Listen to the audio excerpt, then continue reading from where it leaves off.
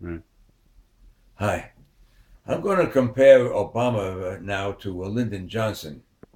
Obama had far more education, far more intelligence, and far more sophistication than Johnson.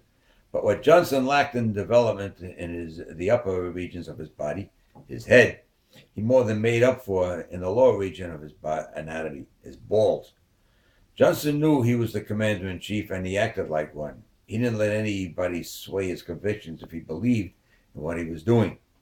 He once threw an entire staff of generals out of his office because they tried to bend him to their way of thinking.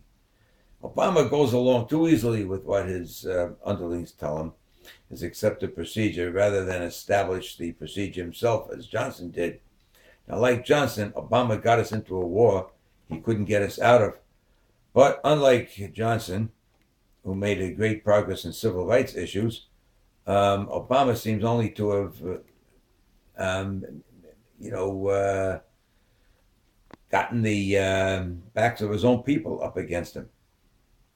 Unlike Johnson's term as president, there wasn't as much prosperity in our economy as there was under the Johnson era. So, on the whole, you're a much better failure than he was, Barack. Now, when Nixon came into office, he brought us into a recession, unlike Obama, who brought us into a depression worse than any this country's ever seen. And unlike Obama, Nixon ended a war, which Obama doesn't seem to be able to do with any of his. He also ended the draft, for which we should be eternally grateful, because if he hadn't, our children might have ended up working for Obama. Now, after Nixon resigned under pressure, Gerald Ford inherited his job. Now, Lyndon Johnson once said of him that he couldn't walk and chew gum at the same time, which I happen to know is a fallacy because I've seen him step in his gum while he was still chewing it. You know, I got to admit that he has. Gerald Ford did say some really priceless things.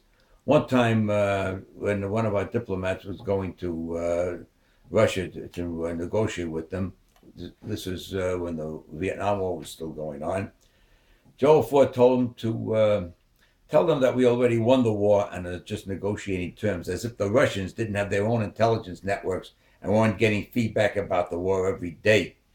Another thing, after he told New York City to drop dead, he thought that all the cows and the rattlesnakes that made up the balance of New York State, along with the Walking Dead of Long Island, would be enough to enable him to carry New York. See, Barack, here's another president who couldn't do arithmetic. No, Barack, Joe Ford had far more talent for screwing things up than even you. I'll have to give it to him on this scoring. Next time I'll compare Obama to peanuts.